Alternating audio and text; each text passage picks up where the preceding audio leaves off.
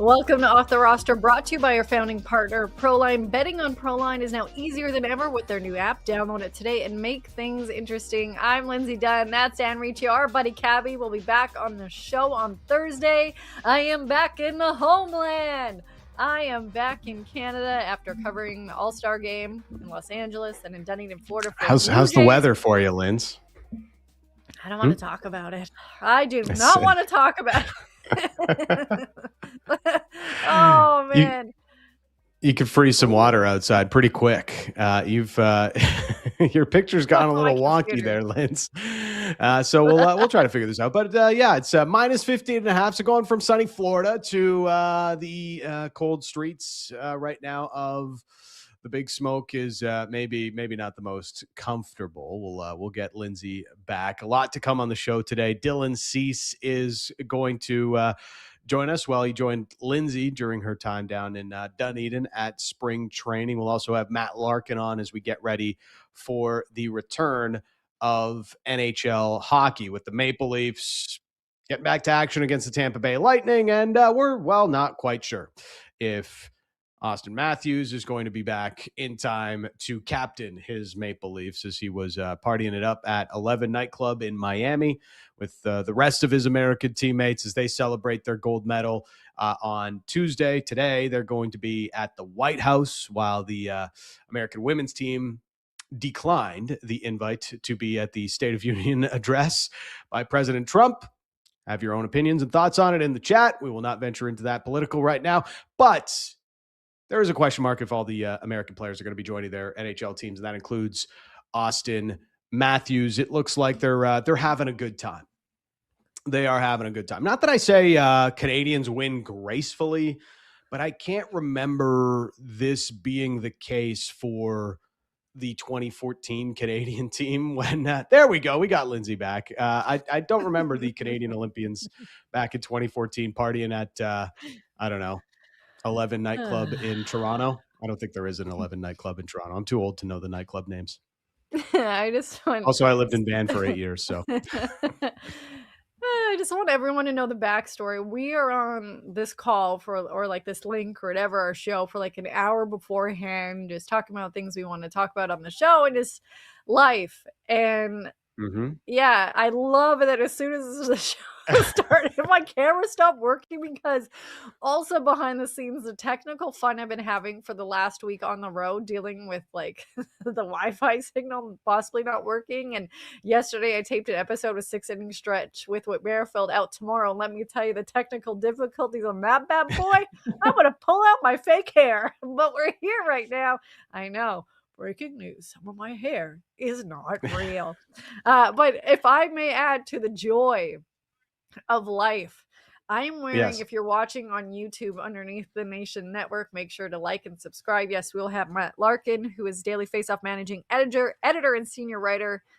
In a few minutes, I'll also have a conversation with Dylan Cease. Would love to hear your thoughts on that in a moment. But I'm wearing the brightest shirt that I own because I only got home a couple hours ago. I was lucky that for the most part, my flights were smooth. But Dan, I will let you know I'd like a full-on Home Alone movie moment because that's the only movie. No, you didn't, Linz. What? Yeah. No. I am running. Okay. Why were you running? What time did you get to the airport? You knew what your flight time was. Why were you so late to the airport? Listen here, Judge Judy.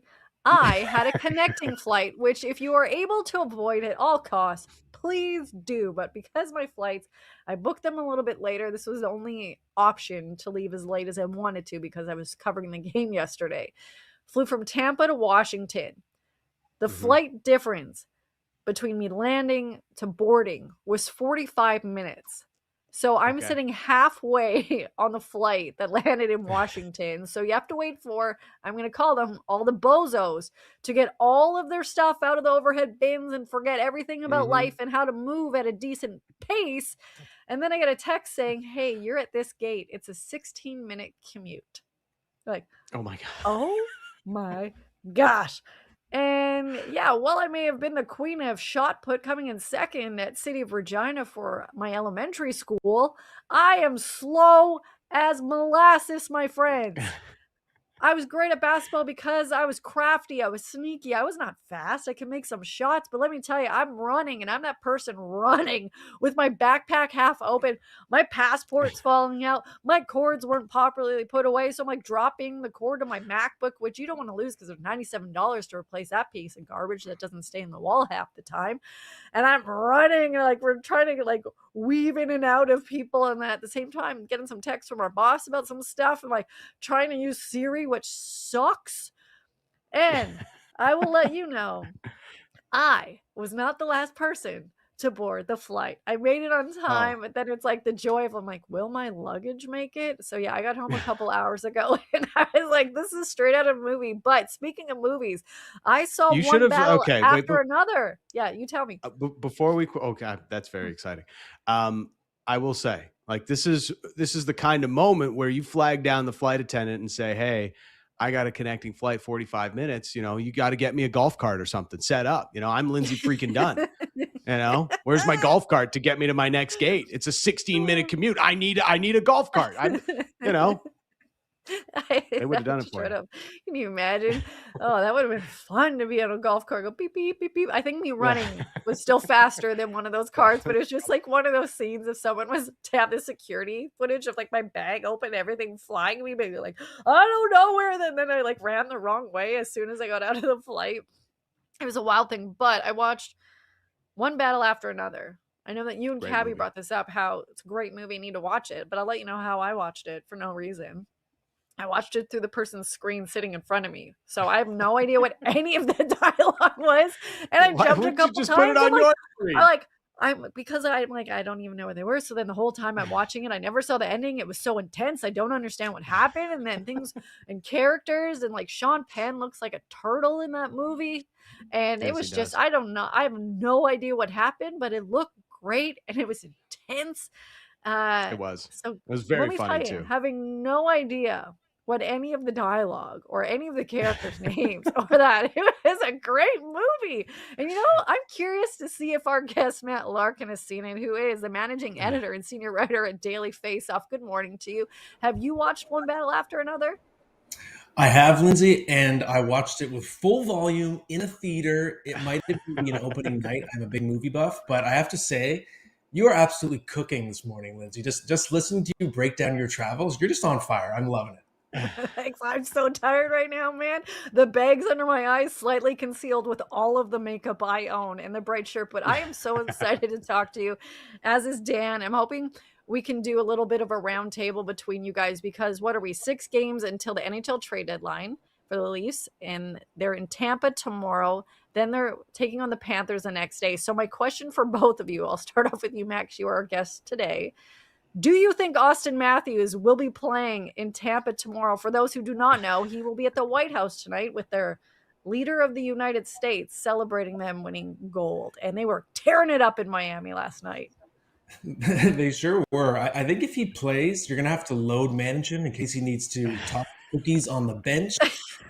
I'm going to predict we see a little bit of Austin just because, hey, the Leafs are in a desperate situation. They won their last 3 games going into the break, which is a terrible idea for them, by the way. Their playoff odds are at 9.8%. So if they have any interest in a push, they're going to need their captain, even if he's feeling a little rough. Oh man, I needed something to believe in after Team Canada losing both gold medal matches to USA. Man, and I was going to say, like, the playoffs. Do we think the Leafs are going to actually make the playoffs? Do you want them to make the playoffs, Matt? I don't think it would be good for them. I think sometimes you have to take a step backward to go forward, right? So like I said, those odds and percent, they have the horses this year. They tried to replace Mitch Marner in the aggregate. It did not work. They don't have Chris Tanev, their best shutdown defenseman. Their goaltending has regressed this year. They've dealt with injury after injury. And I think their best case scenario is if they can find a way to sell off some assets in the next 10 days and tank a little bit, get that top 5 draft pick. Because if you're top 6, it's going to the Boston Bruins, who just seem to own their soul when it comes to trades. But if you can be bad enough that it's a top 5 pick, it is yours, Toronto Maple Leafs. So you know what to do. Man. Yeah, they would have to be really bad through these final 25 games to get to the bottom five. Maybe they should take some tips from NBA teams. They seem to know how to tank really well, and that's maybe the way to go about it. But it's been such a weird season, Matt, where they've never really seemed to get their feet, and they win 3 going into the Olympic break. I just, I don't see that there's enough on this team, right? And you look ahead, it's like, how are you going to recalibrate if you don't start to get assets? That's the other big part of this is like, okay, even if you have to pass off the first rounder to the Bruins and it's the 12th or 13th pick, it still sucks, but you have to live with it because the trade has been made and you have to deal with this reality now. And the Leafs' new reality is if we want to try and retool through the summer, we need some assets that we can actually use to bring some other players in, because currently they really don't have anything to trade, even if they wanted to pick up the phone and have some conversations with other teams. Yeah, I couldn't agree more. And to me, I think you're right. You have to accept that you're not getting that first round pick this year from Boston. I do think you have to find a way to recoup it in another manner. And what I mean is look at what assets you do have, look at the current market. And I think you have to consider trading Bobby McMahon. He's a pending unrestricted free agent, $1.35 million. That's a really good cap hit. And you could say, hey, Bobby McMahon, he's broken out the last couple of years. He's 29 years old. He's a late bloomer. So he's probably at his peak value right now. And with the playoff salary cap coming into play this year, teams really, I think, are going to value guys with affordable cap hits. So that could drive Bobby McMahon's value up. Maybe you get a first-round pick for him. I would not be surprised at all. So you look at him, you look at Brandon Carlo as well. Even Nicholas Waugh, who's a Stanley Cup winning center, could get you maybe a second-round pick, maybe even a first. We don't know. But I think you have to look at your lineup and understand that, okay, the future is Matthew Nyes. The future is Easton Cowan. We hope that we still have Austin Matthews in a few years. We know we have William Nylander for a long time. But I think you have to start thinking about stocking the cupboard with young players who can come and make a difference. You need picks to do that. I know the Hughes brothers think that Austin Matthews has proven he's a winner now. I think some Leaf fans still maybe not accepting it the same way, despite the gold hardware that Captain has now to show off. But I honestly, I know he didn't have maybe a big goal in the way that Jack Hughes did or Quinn Hughes did.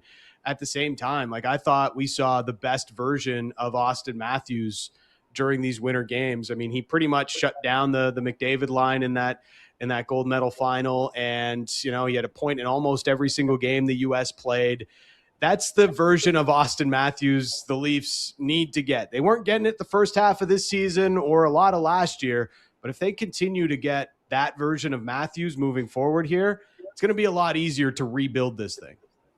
I think so. I agree. And I think that Matthews doesn't always get enough credit for how good he is defensively. Yes, at his best, he's an all-world goal scorer, 69 goal scorer, but he's tremendous on faceoffs.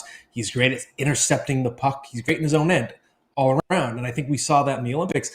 The only difference is he had quite an elite support system when you have Jack Eichel and Jack Hughes and the Kachucks and Matt. There are so many other players to shoulder the load. In Toronto, he's expected to do everything, especially with Mitch Marner gone. And to me, that's the question. Is Austin Matthews still capable of being a player who takes the team on his back? And back, I say, pun intended, because we know he's dealt with something over the last couple of years that I think has held him back from being a true superstar. I think the version of Austin Matthews we get going forward is kind of like what we saw in the Olympics. He's a good all-around player.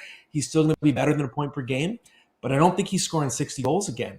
So if Austin Matthews is, let's say, a rich man's Anze Kopitar for the rest of his career, just a first-line center, good size, point-per-game player, is that enough for a Stanley Cup? I don't know. I wonder if the window has now been passed. Ooh, dun, dun, dun. It's one of the things that we do not know. We'll have to wait and see, which makes me excited but terrified at the same time. And over the last couple of days, couple of weeks when they were on the Winter Games break, there was a lot of questions and storylines surrounding the Maple Leafs. So Matt, you first, and then Dan, I'm curious for both of you. Maybe you already discussed it. What do you think is the biggest storyline surrounding the Toronto Maple Leafs when they play out these final regular season games, which I know there's a lot left, but also there's not a lot left when you put it in perspective? Yeah, it's a good question, Lindsay. I think the biggest storyline for the Leafs is just whether this is their group. And what I mean is, are you trying to keep the majority of them together and hoping that you reload next year and you're able to get back to the heights you were at in the Mitch Marner era? Or do you understand, no, we had our chance last year against Florida, was our final stand, and we have to start taking this thing apart? The problem is, if you're a general manager and you've been running a contending team and you reach the point where you have to rebuild, that is essentially admitting that you have failed. And that is almost setting yourself up for pink slips. So to me, I guess it's sort of a question on a question, but if the Leafs do decide they have to take this apart, what does that mean for Brad Treliving? Is he still going to be the architect of what comes next? Or is that sort of signaling the end of his time with the Leafs? Yeah, there's a tremendous amount of pressure to get this team to the playoffs, as we know, with ownership, and they're probably not getting there this year, as we've discussed. For me, it's how deep does it go, this retool, and do they maybe pull a page out of Chris Drury's book, which I don't know if you want to pull too many pages out of his book if you've been watching what's gone on with the New York Rangers. But, do you want to play hardball with, say, an assistant captain, a guy who's been an unbelievable Leaf for a long time, and Morgan Riley, because it's clearly not a situation that is working right now. His game has dropped off a little bit. He's still got a big salary. And while, I think there's a better player than what we've seen out of Morgan Riley, the Leafs need to kind of retool their defense and recalibrate it to move forward, get it younger and get it more puck moving to kind of play in this modern NHL. And they just don't have that right now. And Morgan Riley is a little bit of the face of that, or has become a little bit of the face of that, unfortunately. So I kind of look at that, whether it's in the lead up to the deadline or into the offseason, how much hardball they play with some of the core Leafs that have been around for a while.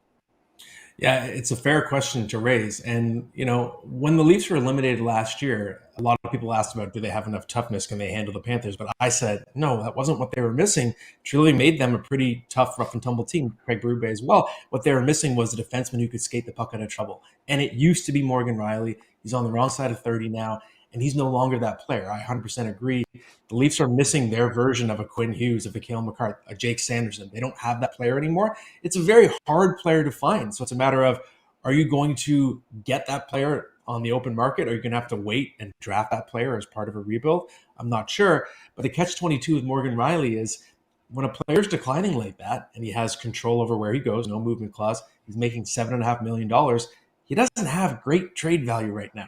Who wants Morgan Riley in this state at that price when his game is declining? So to me, that looks like a move you have to explore in the offseason, because generally you have more suitors available. I don't think that's something you execute in the next 10 days. I think you have to focus on your expiring assets first and foremost. So maybe a Scott Lawton, maybe Bobby McMahon, maybe guys that have a little bit of term left. So Simon Benoit has another year left. You could look at maybe Oliver Ekman-Larsson, who has a couple years. Do you sell high on him? He's been your best defenseman this year. But to me, you have to table Riley. I think it's just a much more complicated deal to execute in the short term. I'm going to ask you a question nobody wants me to ask, and a lot of people are not talking about. And no, it's not about your mustache. I'm going to ask that later. It's fantastic. We're talking a lot about selling when it comes to the Toronto Maple Leafs, but when it comes to buying, is there any player you would like to see them add to this roster this year? Ooh, great question, Lindsay. And I'm not just referring to the mustache. 2 for 2. I do have an answer for you. Okay, so I'm not going to claim this idea to be my own. It was Elliot Friedman who raised it when he connected Robert Thomas to the Toronto Maple Leafs. But I had sort of a lightning bolt, and I said, oh my God, it's Doug Gilmour. And in 1992, the Leafs were out of it. They were in a down period of the franchise. They made a trade, and they acquired someone who had upside still for the long term, even though they weren't going to make the playoffs that year. They got Doug Gilmour. He showed signs of something special. The next year, it all began with Pat Burns, right, in 92, 93. And to me, Robert Thomas, if he's available, he's only 26 years old. That's a player you can build around. He's really smart. And if you're acquiring him, it doesn't matter if you make the playoffs this year. You're looking to him as a future cornerstone. You have now two viable scoring line centers. So that would be a player I'd be trying to get. Yeah, the other part of that that's kind of interesting is it allows you to move John Tavares maybe to the wing, because that's maybe an area where he's still a really good player, but as we've seen over the last couple of months, after he got off to a hot start, his game has tailed off, and it's kind of a couple years in a row now where that's happening. If you can lessen the burden on him, maybe you get even more out of John Tavares, a more efficient version of John Tavares over the course of a grind 82 game season. And that's another reason I love trying to find and target a second line center, somebody that could fit seamlessly behind Austin Matthews. Yeah, it's a good point, Dan. It's funny. We say it about John Tavares every year.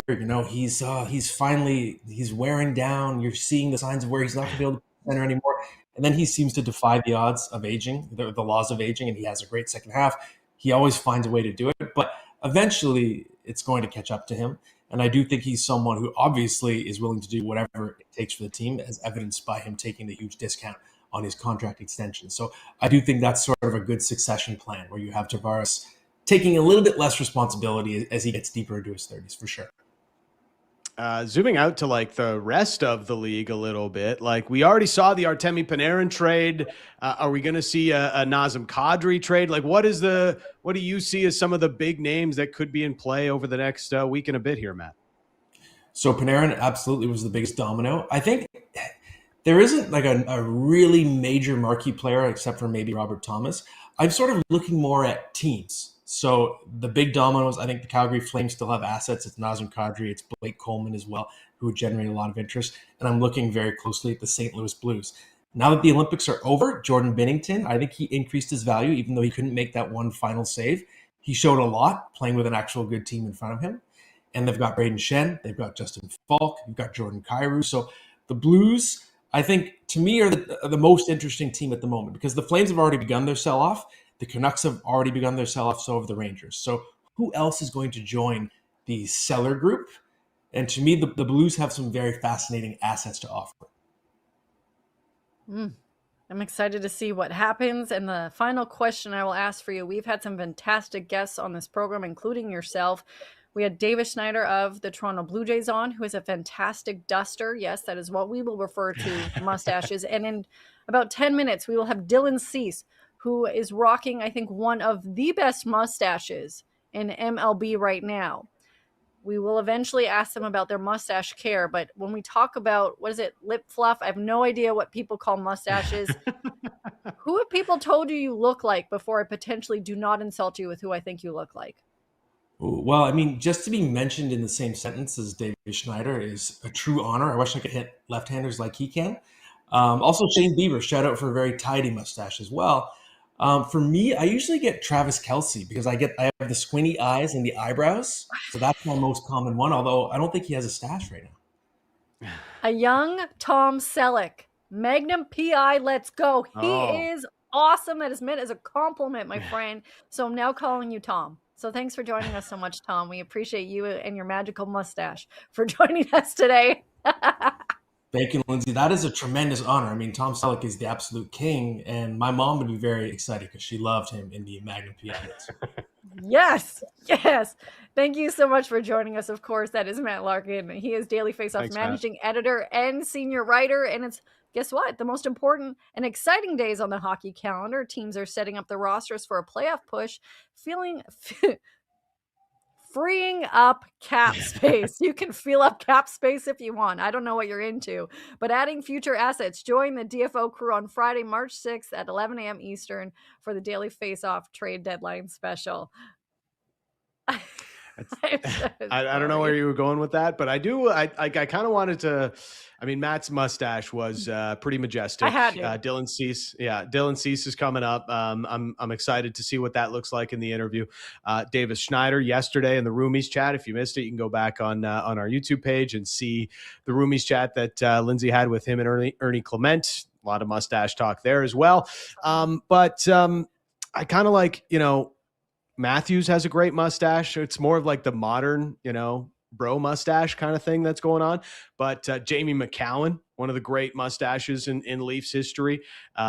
Wendell, who can forget Wendell's mustache? You cannot put Austin Matthews and Wendell Clark's mustache in the same conversation ever.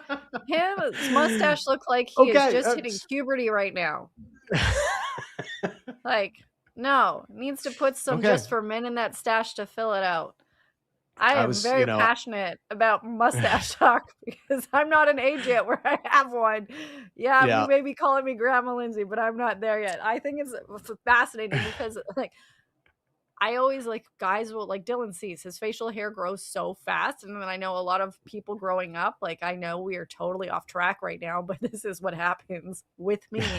How like they'll try forever, like Mitch Marner, that little squeaker of a mustache, he could try Oh to yeah. grow it out Yeah. for 6 years. It was not happening. And Oh, man, it was a sight to see. honestly. And I hated seeing it in person. Oh. Yeah. Willie tried the mustache for a little bit there, and it was not working for old William Nylander. So I'm glad he went full beard now. He looks more like a Viking, and it works better for Willie. Yeah. Good personal brand choice there, Willie. Who But knew on this David Tuesday we Schneider, asked who has the best mustache in sports?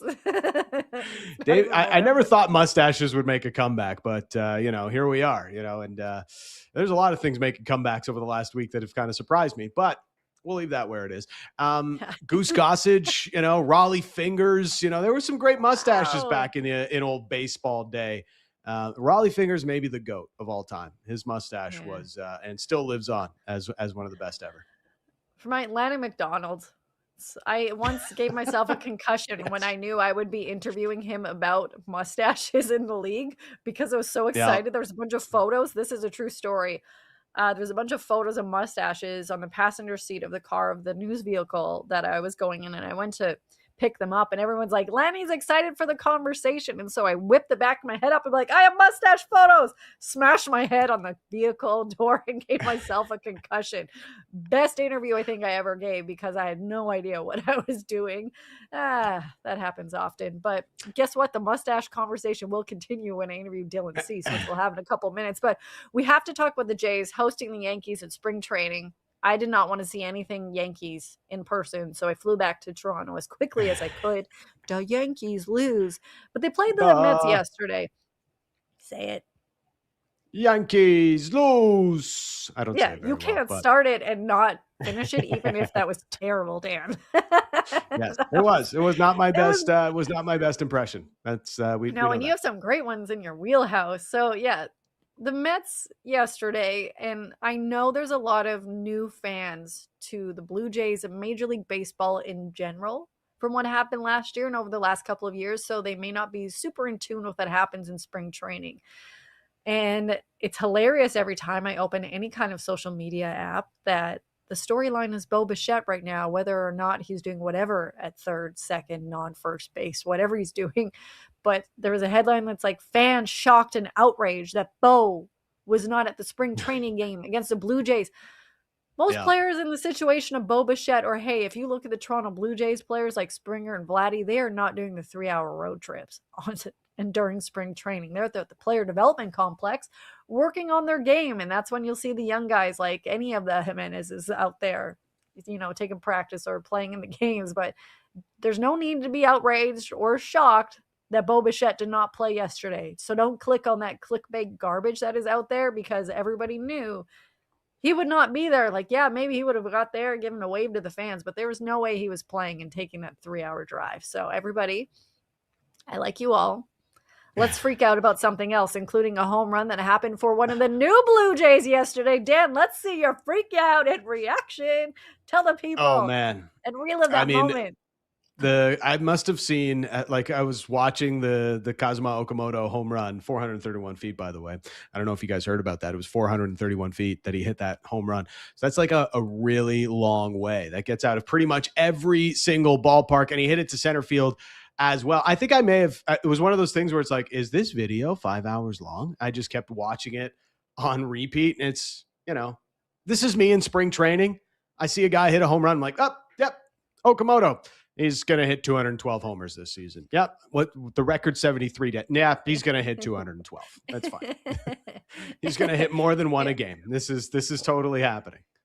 Well, I'll let you know that Ernie said that Davis is going to break that record this year. So we'll see which one of the Blue Jays breaks that record. And I'll let you know how I experienced his first home run as a Toronto Blue Jay in spring training. I was taping an episode of Whit Merrifield, and we were not allowed to film the game. So I was out behind the stands, and I heard the crack of the bat, and Whit broke it to me. He's like, guess who just hit the first home run? I'm like, I enjoy you as a human, but I am not happy I'm going to have to watch that on the replay on social media. But on our social media and on the show over the next couple of weeks, we're going to continue to bring you behind the scenes moments from spring training you are not going to see or hear anywhere else, including a moment from Okamoto and George Springer that happened when they were taking live BP. We can only air a little bit of what was actually said because I don't want George Springer to get mad at me because there was a lot of insider baseball talk, but just take a listen to what he said, then what happened, and then what the manager, John Schneider, had to say. Did you hit on this? No, hit on his head? Hit it as hard as I can. In the air to center field and deep. George And knew the it answer. is gone. Him and George had a really good conversation yesterday just about count leverage and when to take what kind of swing. Again, his profile, he can make contact and he can drive the ball, so kind of picking your spots, and he's been really receptive to everything. George. So good. I love this. Yeah, the conversation that they had, like, it was in front of media, but it's one of those moments like, I probably should not put that out there for the world to see the rest of the conversation. But some moments behind the scene that we'll eventually show over the next couple of weeks, like I mentioned, is just how much time that he's been spending with Springer and Vladdy behind the scenes and the camaraderie that you really see start to build. And I'm so excited to see what happens there. Of course, he also speaks a little bit of Spanish, so they've been saying a bunch of stuff I do not understand. I was like, Okay. And then, Look yeah, at so Kaz. I'm sorry, sir. I was not familiar with your game. I was just about to say that translator is like the most. He's got the coolest average Joe job ever. Just like, oh yeah, I'm just going to sit here and translate all these conversations between George Springer, Vladdy Guerrero, and Kazuma Okamoto. right. And you want to know I get the to best be the part about that unofficial fourth translator? best friend. Yeah. He's from Toronto. I did a story on him last year when I worked for a news outlet. Just he's a Toronto kid that Yusei Kikuchi, they brought him in and he was his translator there, which they let me give Kikuchi his first English interview ever. And he was just on standby to make sure I didn't ask anything too crazy or he didn't say anything too crazy by accident. And then I found out he's from Toronto. Heck, he's friends with Will and Alex from Hello and Welcome. And so he went with Kikuchi to, I think it was, what was it, the Astros, and then the Astros to the Angel. Wait, are they called that? I can't even remember. But Angels, one of the yes. LA teams. Angels, The yeah. Los Angeles Angels of Anaheim. Like, and I was like, what is their name? Because I said it wrong once, and it's that long name that I don't need to say. So with the Angels, so he went there with them. And then when Kaz came to the Toronto Blue Jays, well, they recruited in one of the best translators, interpreters in the world, and that being Toronto's own. So it was fun to see him, and I spoke to him a bunch during spring training of like how great it is. He's back with the Toronto Blue Jays, is excited to be here. But you're right, he gets to have those moments. And as a Toronto kid, like, you're with That's the pretty cool. organization. Like that's so cool. And there's so many moments where me as like a nerd, because I know him, I was taking like photos of people taking photos with him because of who he is and he's associated with. And he was there the last couple of years, like not last year, but the year before, when the Jays were celebrating the clubhouse. And it's just, I'm excited. So we have another Toronto kid back. So yes. He's just getting to live it up with Vladdy and George and Kazuma, the most popular man in the Blue Jays clubhouse now. And you know, you said we had to say Los Angeles Angels. I've always found that name very strange, right? Because it's like the Angels, right? If you translate it, Los Angeles, it's like who came up with this name? Like the Angels. Sorry, I got off track there, but no, yes, that's good because there's cool so many names out there in sports that don't make sense, and I understand it will because teams shifted, and you look at the Los Angeles Lakers, and it's that's because they went from Minnesota, which has like 1,000 lakes, blah blah blah. There's some team names that don't make sense. Memphis Grizzlies. I don't want to talk about it. I knew you were going to bring it up. It's a sensitive subject, Dan. But a non-sensitive subject is the excitement surrounding Dylan Cease, who signed well over $200 million contract with the Toronto Blue Jays. Many hoping that he will bring some firepower on the mound to the Toronto Blue Jays fan base and to that organization. Some people not familiar with his game, but also some people not familiar with who he is as a person. And whether you like it or not, those are a lot of the interviews I will do because I want to know what they're like. How they are off the field really impacts how they act on the field and around their teammates. And he's quickly become a favorite within the clubhouse. And yes, I do talk about his mustache, and we talk about what life is like for him at spring training, you know, with the Blue Jays. He's the new kid in town, but also he's a vintage enthusiast who has a deep passion for disc golf. Here's our exclusive interview with Dylan Cease. We're here in Dunedin where you're experiencing your first training camp with the Toronto Blue Jays. What has this experience been like? You know, you're the new kid in school in a way. Yeah, it's been great. I came down early. Wanted to get acclimated and get used to everybody and try to remember names and faces and all that. So I feel like I'm in a good rhythm now. It took like a week, and after that I was very comfortable. So I'm really enjoying it so far. When you signed with the Toronto Blue Jays, there was this stat they put out, and a stat that is still being thrown out everywhere, that out of the last 4 seasons, you're the only pitcher to strike out at least 200 plus batters for 4 consecutive seasons. When you go into spring training, what is something you are working on? I know that's a generic question, but it's like, I'm sure you guys are always tinkering with something.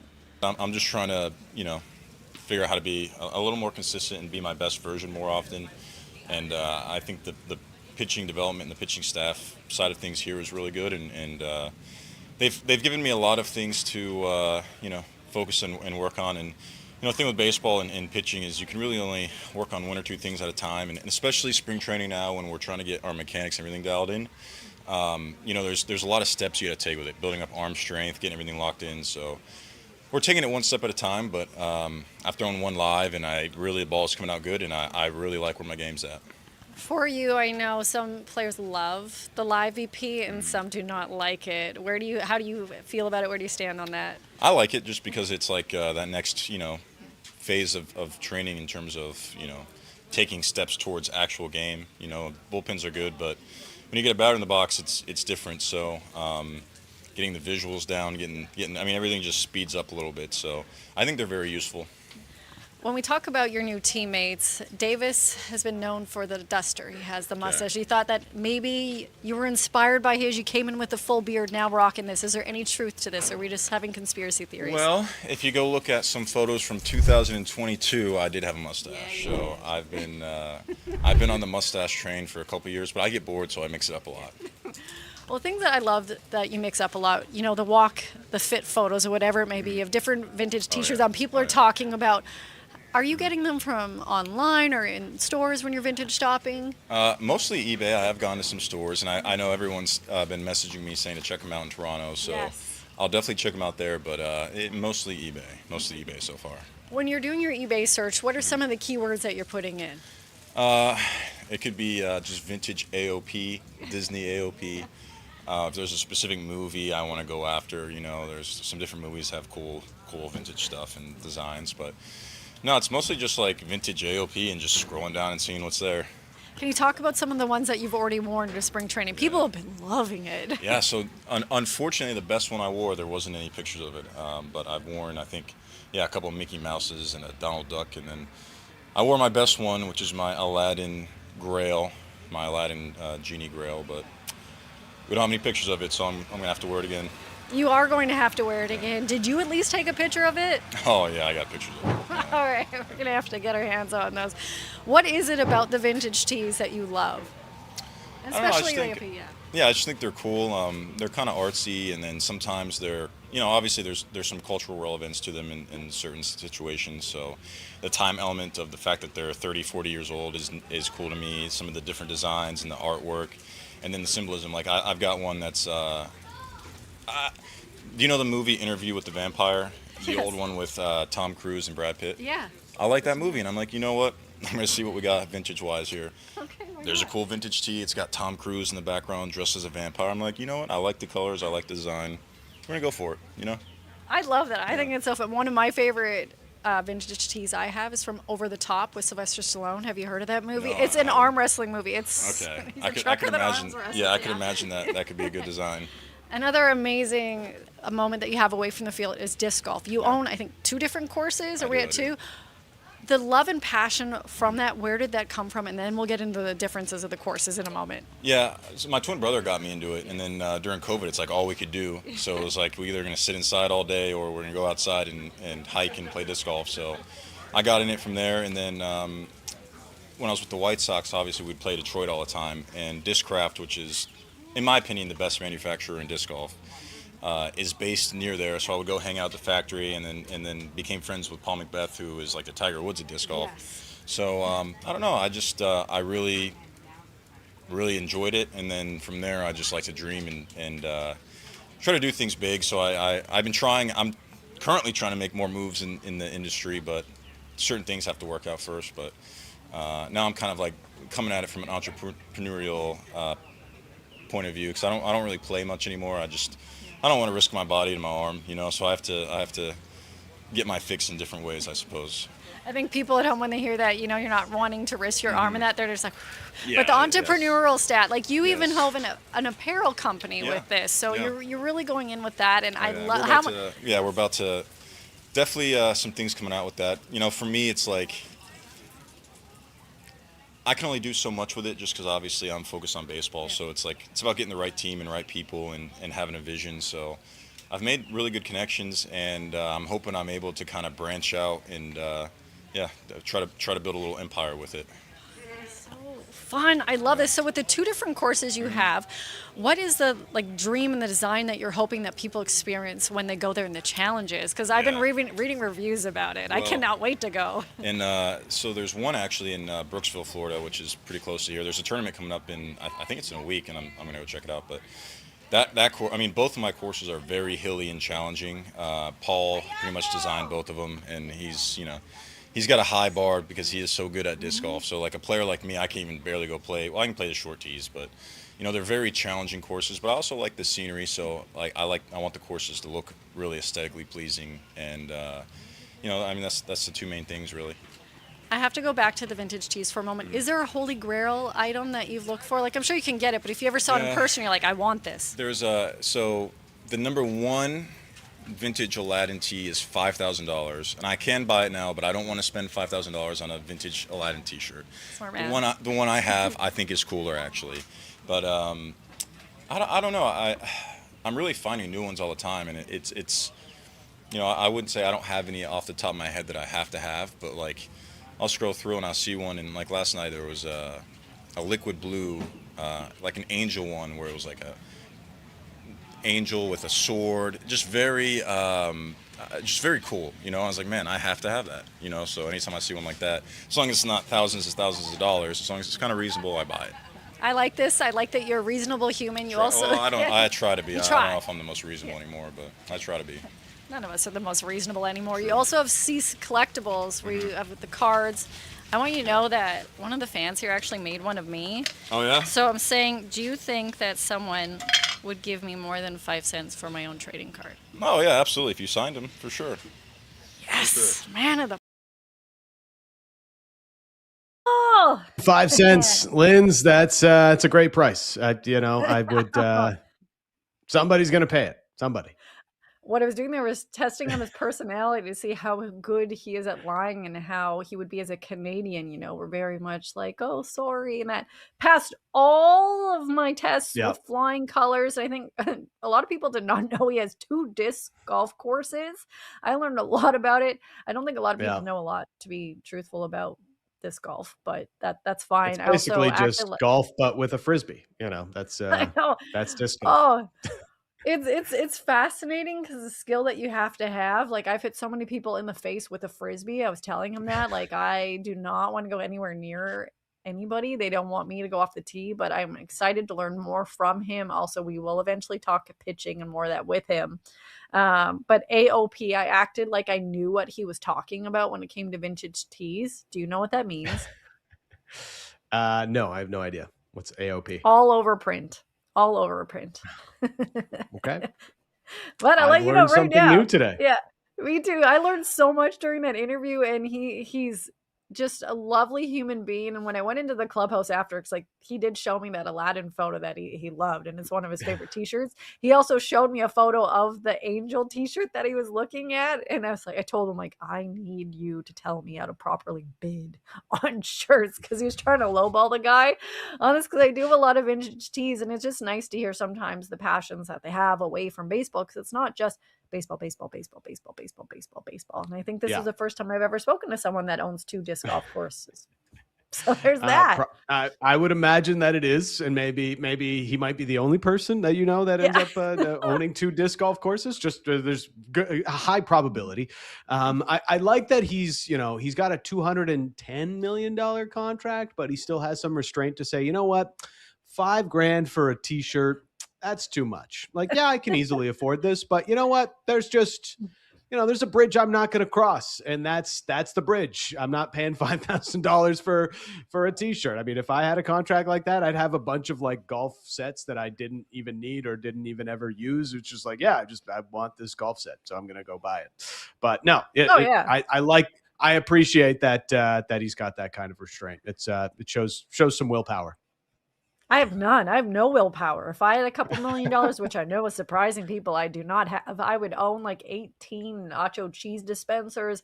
I would own probably 12 Arby's. I would have. You'd buy a freezer just to store your pizza pockets. I feel like. Oh man, I'm so like sad that they keep pizza getting recalled. pockets. This is my pizza pockets only freezer. Like is how you would display it in your MTV cribs, which they probably don't do anymore. They should. Yeah, this is my pizza pockets. You know freezer. Me so well. We are almost at 2 months of the show, and that absolutely would be me. And I want everyone to know before we recorded the show, I was telling Dad, I'm so hungry, like dreaming about lasagna because I am not a responsible adult. Coming back on the road for 11 days, I don't even have salted crackers or whatever that you have with soup in the house. I was thinking about drinking hot sauce. I am so hangry right now, so we can't talk about food, but can we just quickly take my shot full screen? Because for this interview, I did bring a mustache album because I switch my albums every day. Oh, you can't even see it. It's Bob Seger, Night Moves. Oh, wow. Bob Seger. Looks like Dylan Cease on the cover, and I'm here for it. I'm here for us getting to know him more as a player, seeing his record. I have so many random records, but this one is like, yep, we're going Night Moves. He looks like him on the cover of this album. But I appreciated the restraint, and I was trying to be polite when I said, like, you I know you can afford to buy this T-shirt right now. I was like, somebody said the reasonable thing is like, man, I would buy that T-shirt like 10 times over, but $5,000 for a T-shirt is stupid.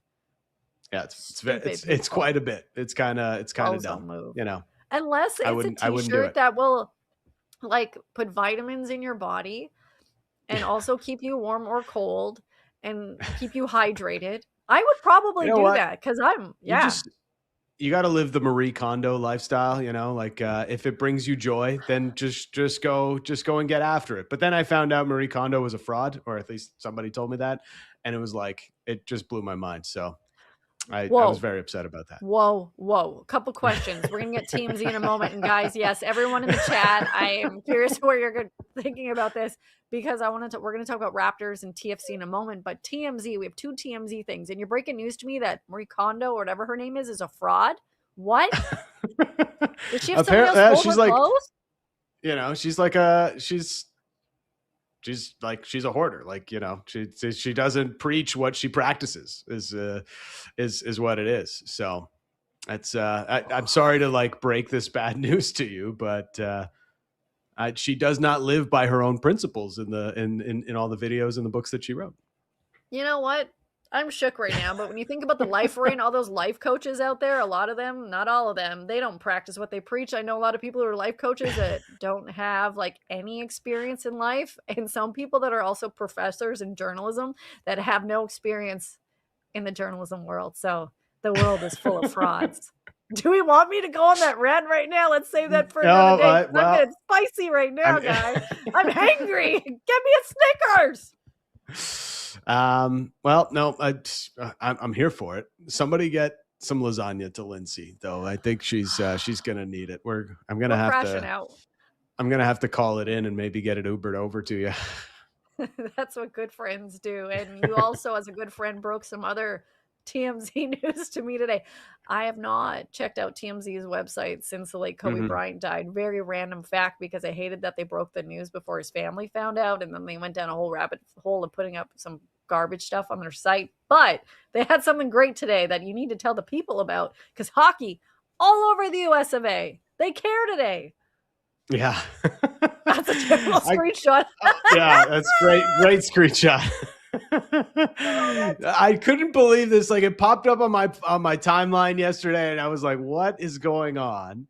And it turns out TMZ, because USA Hockey is I don't know what they're going belt to ass on this, but I know TMZ. I was like, Panic, tell me what happened. TMZ is so interested in the US hockey team now that they're doing stories about Jack Hughes's teeth.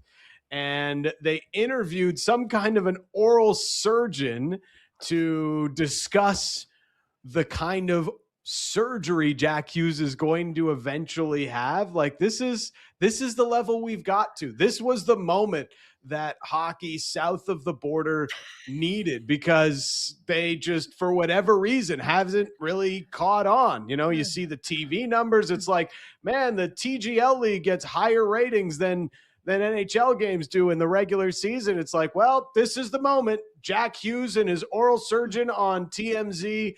Now people are going to be interested in hockey because a guy has scored a goal with a bunch of teeth knocked out, and it's somehow weirdly linked back to the 1980 team because some guy named Jack Hughes was cut from that team, one of the final cuts on that team, and it was in the movie with Kurt Russell where they cut this guy named Jack Hughes. And now on the 46th anniversary of the Miracle on Ice, Jack Hughes scores the winning goal to get them their next gold medal. What are the odds? What are the coincidences? I don't know. It's a pretty common name, but still, it's just like this weird like timeline is kind of freaking me out. But hey, whatever's going to get Americans to enjoy hockey. Yeah, I don't want them to enjoy hockey in 4 years or in 2 years when it comes to the next Winter Games and the World Cup. It is ours. And you know who else is excited for it? I just want a closer look. That looks like Dylan Cease, no?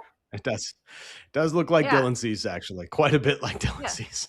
I am going to have to bring this and say Dylan. I am now Dylan Cease. I am now Dylan Cease during this show. If they were ever making a movie of Bob Seger's life, Dylan Cease could play it.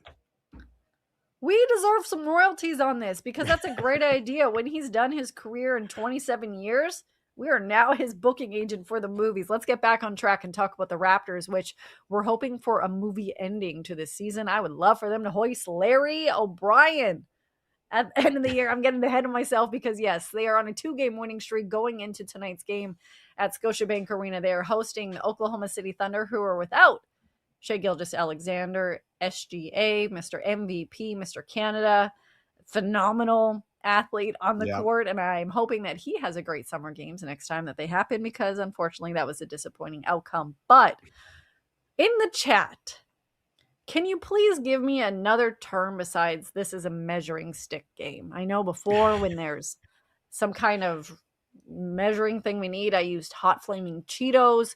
But this game is a measuring stick game because we know their record against top 10 teams this season, not very good. They beat the Bulls, who have pretty much an entire new roster, still working on their chemistry.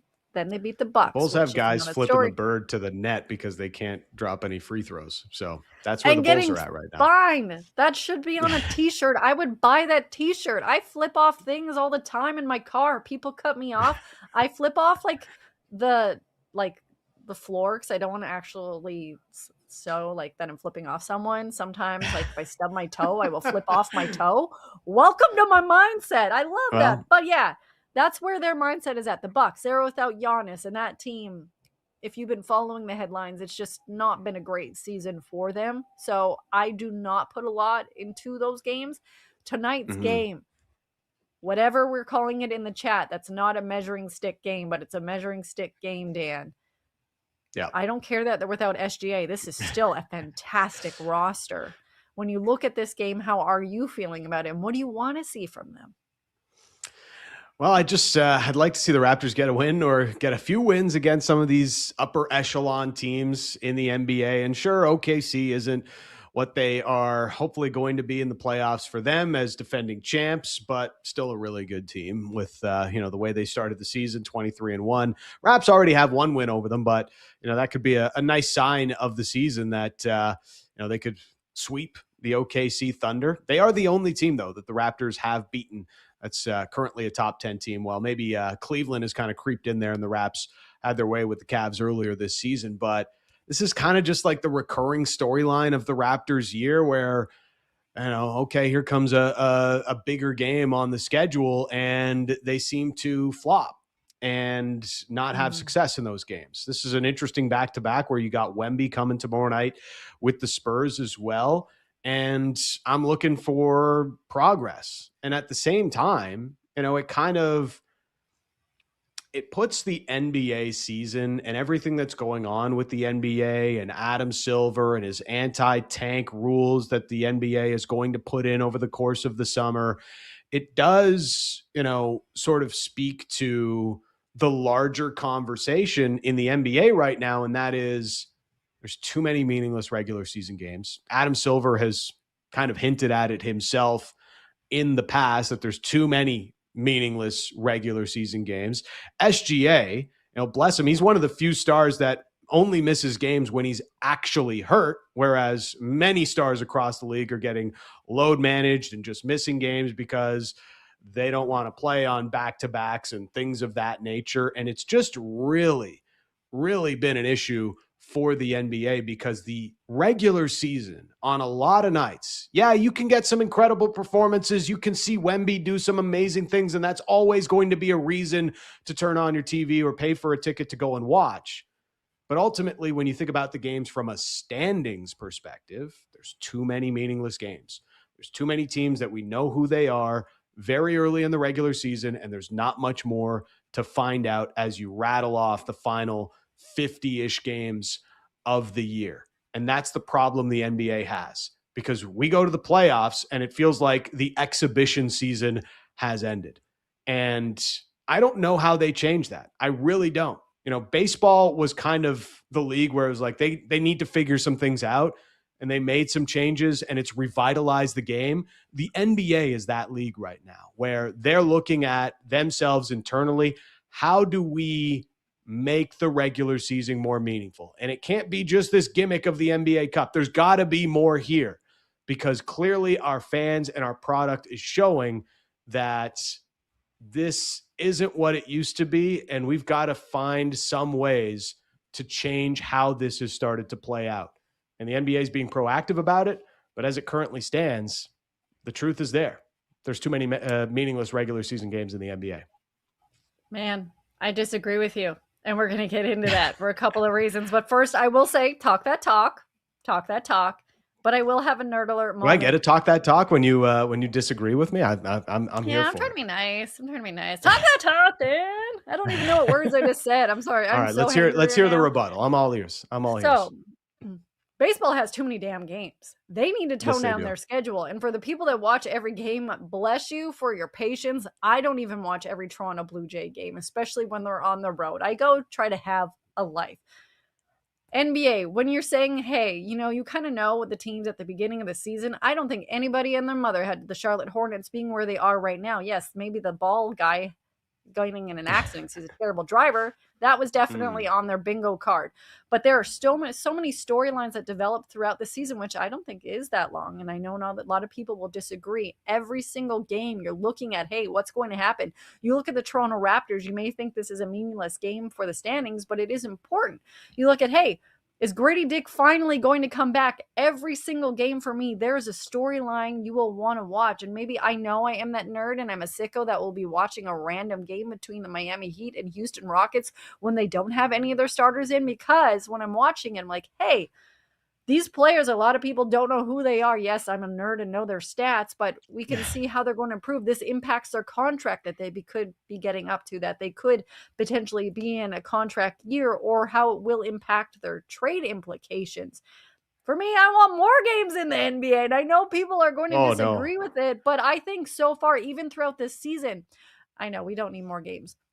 When it comes to the Hornets and so many different teams, we did not know their storyline, and there's so much intrigue surrounding them and where this season is going to go and that playoff push. I still think every single game happening right now is meaningful, and especially for the Toronto Raptors, who are not having a measuring stick game. They're having a hot flaming Cheetos burning off the top. Hey, let's see how they go game. But there's just a lot for every game and every team right now. You look at the Lakers. You heard the storyline, maybe people did not, how Charles Barkley basically said that they're not a team that's in contention. Well, they believe that they are. You start Clippers, that Kawhi Leonard, he has checked out, but what team is going to step up and take that place? And I think a lot of people may not be following every single team, like what is going on with the Nuggets or the Kings, who continuously lose, that there's so many storylines to follow. And are they going to have a hero season? I know I'm a nerd, Dan, and nobody is going to invest all of their time watching that. So you are right. Adam Silver, nerd alert. I finally get one. Nerd. That people are not crazy like me and will watch every single NBA game that is on. I'm aware of that. And there's been some really, really bad baseball. So I will concede that to you that they do need to work on the game, because when you're watching these athletes jack up 3 after 3, that's a brick. And I'm pretty sure you have a better shot at making some of these threes than the attempts they're making. I get it. But there are so many storylines still to follow. A lot of it meaningful games. Some of them, Utah Jazz, like that story, I hate what is happening. And we've already discussed that. And it's caused a great conversation about tanking in the league. It's yeah, I mean, that's another problem with, like, the teams are openly tanking, and fines can do whatever, but like these are the rules that you've set up for them to abide by, and they're getting better by tanking. So until you change that or change some of that, it's going to continue to happen. Look, the reality is every league outside of the NFL needs to lessen their regular season. It's not just the NBA. The NHL is crazy enough that they're adding games. Like, who needs to see an extra 2 regular season games? Nobody except the owners putting the extra money in their pockets. That's literally because the players don't really need it. They're going to get, they're being paid, they're going to have to play them. But the 84 game regular season, nobody needs that. 162 in baseball, no, it'd be better served at 154 or 146.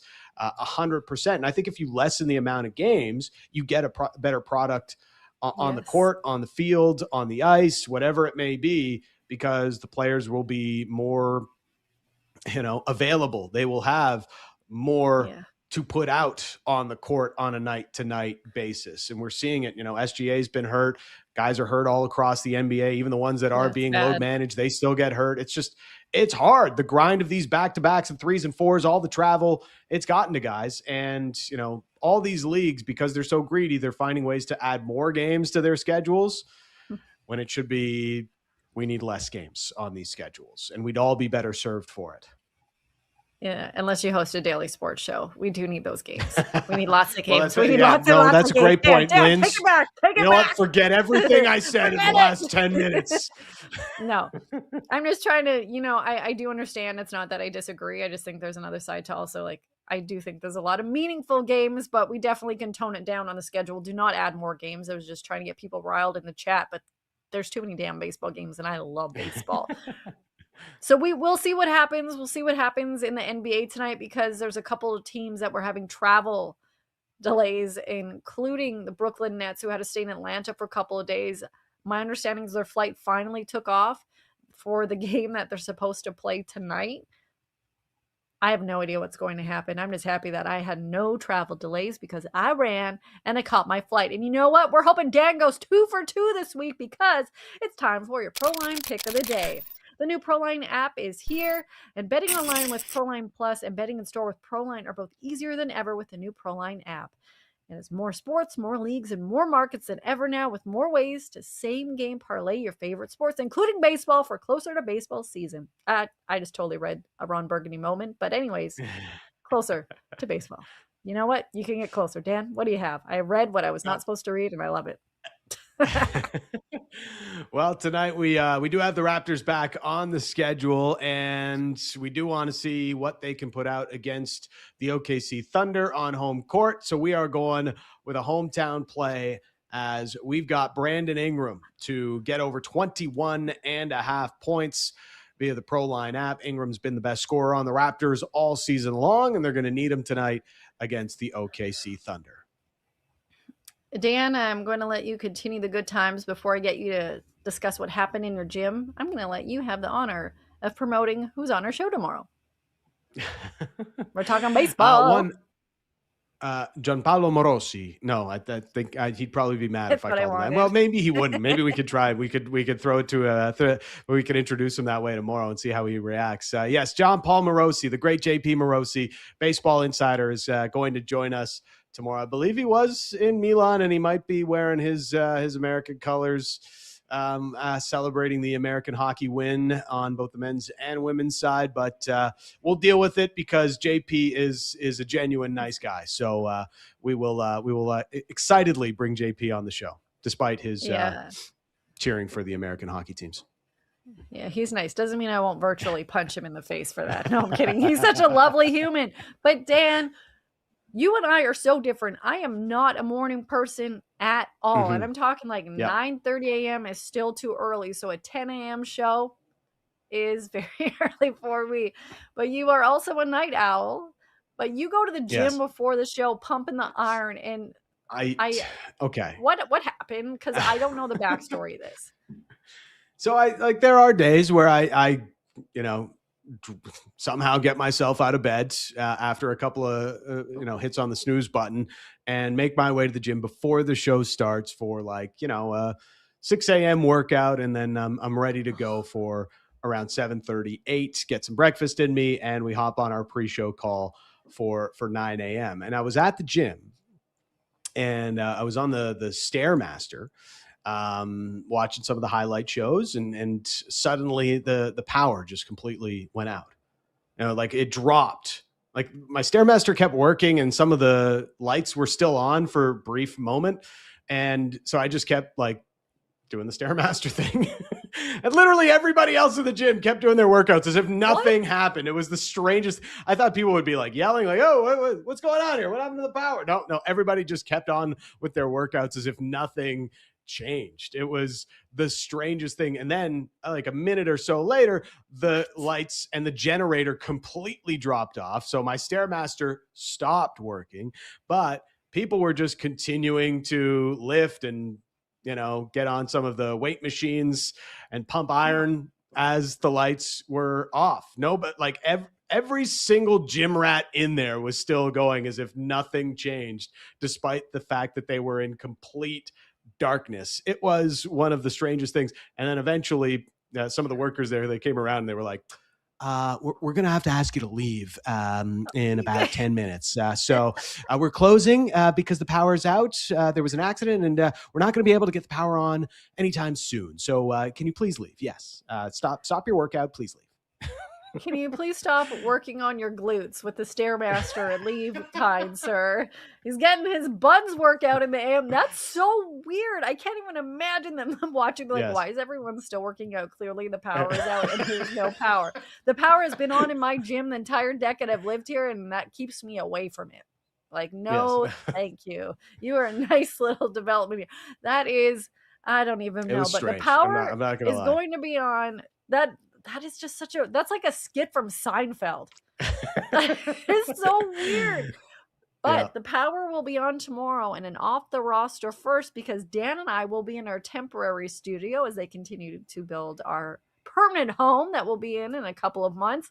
I have not seen it in person, but tomorrow we'll be joining you from our temporary studio from off the roster. We're going to talk baseball, hockey, basketball, and probably about what food I did not eat, because I'm probably going to be hangry tomorrow morning. I don't know. We'll see what happens. We'll see you guys tomorrow. Sounds about right. Go pump the iron. Hope you enjoyed this video. If you want more off the roster content, make sure to like and hype this video and subscribe to the Nation Network YouTube channel.